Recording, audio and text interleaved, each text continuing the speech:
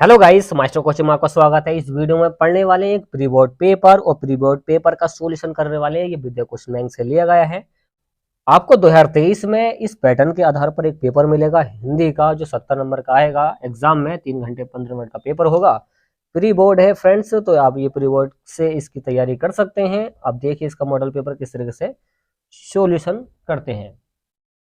तो देखिए फ्रेंड्स, इस पेपर का सॉल्यूशन देखिए। सॉल्यूशन में आपको शुरू में मिलेंगे 20 नंबर के पहले ऑब्जेक्टिव क्वेश्चन, जो इस तरीके से आ रखे हैं। तो आपको ये ऑब्जेक्टिव क्वेश्चन ओएमआर शीट में आपको फिल करने हैं और आपको अभी ओएमआर शीट दिखाई जाएगी, कैसी आएगी एग्जाम में।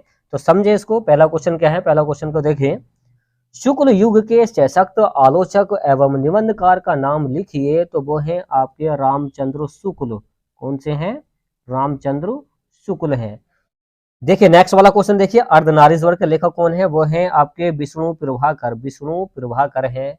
देखिए नेक्स्ट वाला क्वेश्चन है कि निम्न में से नाटक विधा के लेखक हैं। तो नाटक विधा के लेखक हैं आपके श्रीनिवास दास। नेक्स्ट वाला क्वेश्चन है कि कीर्ति कंकाल के लेखक, कीर्ति कंकाल के जो लेखक हैं आपके जयशंकर प्रसाद हैं। देखिए नेक्स्ट वाला क्वेश्चन है कि हिंदी गद्य का वास्तविक इतिहास कब से आरंभ हुआ था? तो वो हुआ था आपका 1850 से। कब से? 1850 से।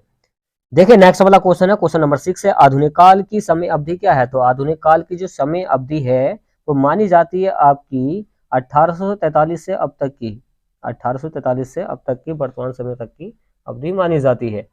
अब नेक्स्ट वाला क्वेश्चन देखें कि रीति मुक्त काव्य धारा के दो कवियों के नाम। तो आपके घनानंद और बोधा ठाकुर दोनों हैं, तो विकल्प ए और खा दोनों हो जाएंगे। तो इस वजह से तीसरा ऑप्शन इसका करेक्ट हो जाएगा, वाला। देखिए नेक्स्ट वाला क्वेश्चन है, क्वेश्चन नंबर 8 है, नई कविता की प्रमुख विशेषताएं लिखिए या बताइए। तो वो आपकी छंद योजना में नवीनता होती है। नेक्स्ट वाला है कि आंगन के पार द्वार के रचयिता का नाम है, ये आपके अज्ञेय हैं। कौन है? अज्ञेय। नेक्स्ट वाला है, भारतेंदु युग किस काल के अंतर्गत माना जाता है? ये आता है, तो भारतेंदु युग आता है आधुनिक काल के अंतर्गत। किसके? आधुनिक काल के अंतर्गत आता है। नेक्स्ट वाला जो काफी इंपॉर्टेंट है एग्जाम के लिए, बहुत आता पेपर में, कि नाना नाना वाहन नाना वैसा, इसमें कौन सा रस है? तो आपका है इसमें हास्य रस। कौन सा है? हास्य रस। चलिए नेक्स्ट वाला सोल्व करते हैं।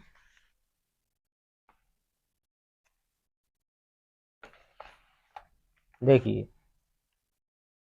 देखिए नेक्स्ट वाला क्वेश्चन है, क्वेश्चन नंबर 12 है, यही कहीं पर बिखर गई है। इसमें कौन सा अलंकार है? अलंकार मालूम किया गया, तो इसमें है आपका उपमा अलंकार। कौन सा है? उपमा अलंकार है। नेक्स्ट वाला है कि जिनके आगे ठहर ना सके जंगी जहाजी, इसमें कौन सा छंद है? छंद मालूम किया गया, तो छंद है इसमें आपका रोला। देखिए क्या है? रोला है। नेक्स्ट वाला क्वेश्चन है, उसको देखें, निम्न में से निर उपसर्ग कौन से शब्द में प्रयुक्त हुआ है? तो आपका किस में है? निर्वाह में है। कौन सा है? निर्वाह। क्योंकि इसमें निर आ चुका है, निर्वाह। जो शब्द से पहला आ जाए वो क्या होता है? उपसर्ग होता है। नेक्स्ट वाला है, देखिए नेक्स्ट वाला क्वेश्चन है, उसको देखें, चढ़ावा शब्द में प्रत्यय है। जो चढ़ावा है उसमें प्रत्यय क्या है? जो लास्ट में वर्ड आता है वो होता है प्रत्यय, जो शुरू में आता है वो होता है उपसर्ग। चढ़ावे में आ जाएगा आपका आवा। चढ़ावा, चढ़ावा, चढ़ावे में आ जाएगा आवा। ओके, इसका बा भी हो सकता है, बट आवा इसका करेक्ट है। नेक्स्ट वाला है कि भीमार्जुन में कौन सा समास है? तो भीमार्जुन में आपका समास है द्वंद्व समास। द्वंद्व समास क्यों कह रहे हैं? क्योंकि भीम प्लस अर्जुन, भीम और अर्जुन में क्या हो जाएगा? ये द्वंद्व समास हो जाएगा। समास क्यों कह रहे हैं इसको? इस वजह से कह रहे हैं क्योंकि इसमें भीम और अर्जुन दो वर्ड है इसके अंदर, और इसलिए इसका द्वंद्व समास है। और द्वंद्व समास आपस में अपोजिट भी होते हैं।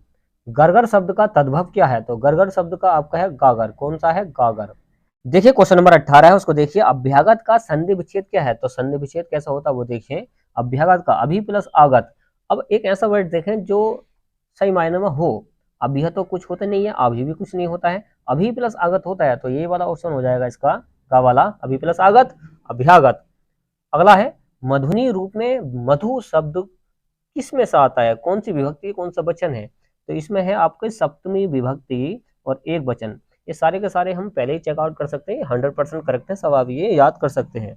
ओके, नेक्स्ट वाला क्वेश्चन है कि हसानी रूप में क्या है? हसानी रूप में हस धातु का, हस धातु क्या है? हस धातु आपके लोट लगा रहे हैं। क्या है ये?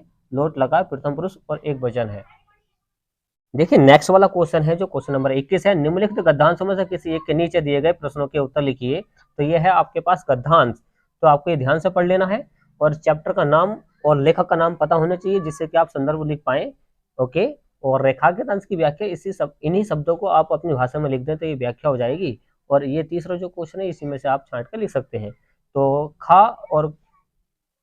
का और खा में आपको यही क्वेश्चन मिलेगा व्याख्या वाला। और नेक्स्ट वाला क्वेश्चन देखें क्या रखा है। क्वेश्चन नंबर 22 में आपको मिलेगा पद्यांश है कि निम्नलिखित पद्यांशों में से किसी एक का प्रश्नोत्तर के मतलब क्या इनका आंसर लिखिए। तो आपको इसमें से भी क्वेश्चन आंसर लिखने पड़ेंगे और ये पता होना चाहिए कि चैप्टर से लिया गया है, उसका संदर्भ सहित व्याख्या करनी है जैसे कि आपको पद्यांश का करना है। ओके, नेक्स्ट वाला क्वेश्चन देखें। देखिए क्वेश्चन नंबर का और खा यही दे रखा है। अब क्वेश्चन नंबर आता है 23वां। देखिए क्वेश्चन नंबर 23 है जीवन परिचय और ये रचना। आपको इनमें से तीनों में से एक जीवन परिचय लिखना है। तो जयशंकर प्रसाद का आपको 100% याद करना है, काफी आता है। और नेक्स्ट वाला है ये लेखक के हैं, नीचे है कवि के। ये किसके? कवि के जीवन परिचय है। तो आपको तुलसीदास या सूरदास में से एक याद कर लेना और महादेवी का याद कर लेना, कोई बच कर नहीं जाएगा। तो आपको ये तैयार कर लेना है फ्रेंड्स। आगे देखिए आगे क्या आएगा पेपर में आपके, उसको देखें। देखिए क्वेश्चन नंबर 24 है, उसको देखें। इसमें बोला गया है संदर्भ सहित व्याख्या कीजिए किसकी? संस्कृत की। अब ये संस्कृत है, संस्कृत आपको ध्यान से पढ़ लेनी है, ये आपको आने चाहिए सारे के सारे। ये काफी आता है अंक वाले, आपको जरूर तैयार करना है। ओके, ये सारी संस्कृत है क्वेश्चन नंबर। और नेक्स्ट वाला क्वेश्चन मिलेगा अपनी पाठ्य पुस्तक के संस्कृत खंड से किसी कंठस्थ क्या हुआ श्लोक लिखिए। तो श्लोक आपको 100% याद करना है। और ये सारा संस्कृत का पोर्शन है, ये सारा संस्कृत का क्या है पार्ट है। आपको ये संस्कृत के क्वेश्चन आंसर याद होने चाहिए कि ये ज्ञाने कुत्रे सब भवती और श्वेत केतु का अशिता, ये सब चंद्रशेखर का अशिता काफी आता है। ये सारे तैयार कर लेने, सभी इसी क्वेश्चन बैंक में आपको पीछे मिल जाएंगे, आप ये सब याद कर सकते हैं। नेक्स्ट वाला क्वेश्चन है क्वेश्चन नंबर 25 है, ये आपको जरूर लिख कर आना अगर आपको नंबर 90+ लेकर आने हैं। तो निम्नलिखित विषयों में से किसी एक विषय पर निबंध लिखिए। तो आपको भारतीय किसान का जीवन इसके बारे में लिख देना है, या परिश्रम सफलता की कुंजी इस पर लिख देना है, या फिर मालूम क्या गया कि जनसंख्या वृद्धि। ये काफी इंपॉर्टेंट है, ये आपको जरूर तैयार करना है। सदाचार पर लिख सकते हैं। तो आप ये 5 मिलेंगे आपको, 5 में से एक पर लिखना, 9 नंबर में 9 नंबर का आता है।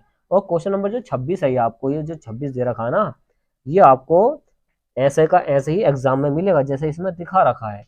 बस आपको अपने जिले के अकॉर्डिंग इसको लिखना है। जैसा आप मुरादाबाद जिले में है तो आप मुरादाबाद जिले के हिसाब से आप ये लिख सकते हैं। इसमें जो होता है आपको जिले के अकॉर्डिंग लिखना होता है, आप जिले के अकॉर्डिंग लिखेंगे। मान लो आप मुरादाबाद जिले में है तो मुरादाबाद जिले के आधार पर आपको मातृभूमि के लिए ये खंड काव्य लिखना होता है। तो इस तरीके से आप ये पूरा पैटर्न सोल्व कर सकते हैं और इसी के आधार पर आपको एग्जाम में मिल जाएगा पेपर।